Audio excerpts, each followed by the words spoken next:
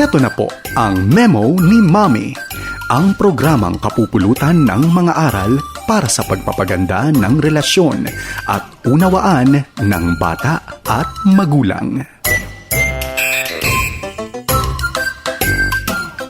Ay, narito na naman po ang inyong Mommy Best Rios para sa ating Memo ni Mommy. At pag-uusapan po natin sa panahon na ito ang mga bagay-bagay na may kinalaman sa puberty. Puberty talks ang ating pag-uusapan. Ito po yung transition period kung saan po ang ating mga anak ay nagpapakita ng mga kakaibang body changes na sila po ay parang announcing that they are becoming to be adult. Ano po ang ating pwedeng gawin? Memo number 1, it's very important that we pray for wisdom. Kasi kakaiba po ang topic na ito para po sa ating mga anak and commonly very sensitive. Let's pray for wisdom. Paano sila usap? Memo number 2, let's also check our own feelings. No? Kung tayo po ba ay confident na pwede tayong makipag-usap sa kanila ng ganito. Kung hindi po ay pwede natin sa kanilang isagot. No? Halimbawa sila ay nagtatanong ng something related dito na anak, sige, sasagutin kita ha, sandali lamang sige, so at least nagbigay tayo ng attention sa kanya. Pero mas maganda po sana, magkaroon na po tayo ng kahandaan. And this is when they were still very young.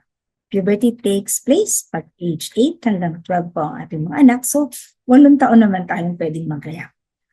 Memo number 3, pwede rin po na ating ingatan yung ating po mga words na ginagamit sa kanila, sila maging makatotohanan.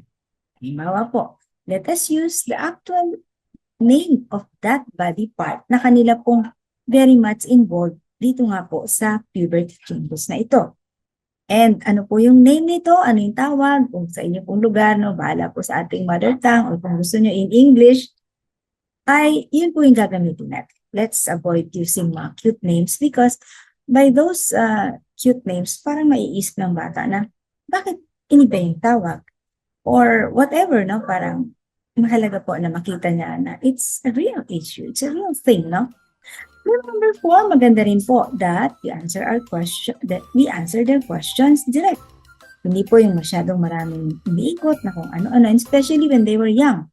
They're very curious. They ask about things that they see around. Anong ginagawa nitong dog na ito?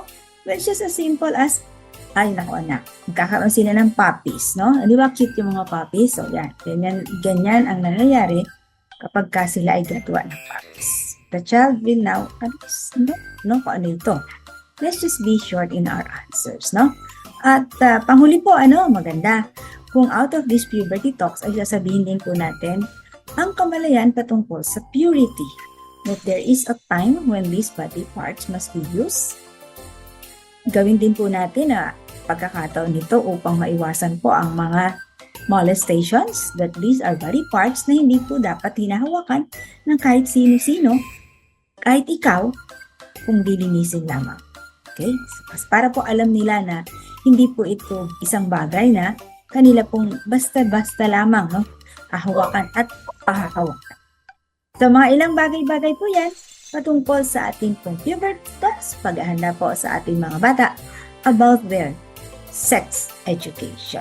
Mula dito nga sa ating Memo ni Mommy sa inyong Mommy Best Series. Salamat po sa inyong pakikinig sa Memo ni Mommy. Para sa mga tanong, mungkahi o kuro-kuro, mag-email lamang sa memonimommy@yahoo.com o mag-text sa 0919-688-0324.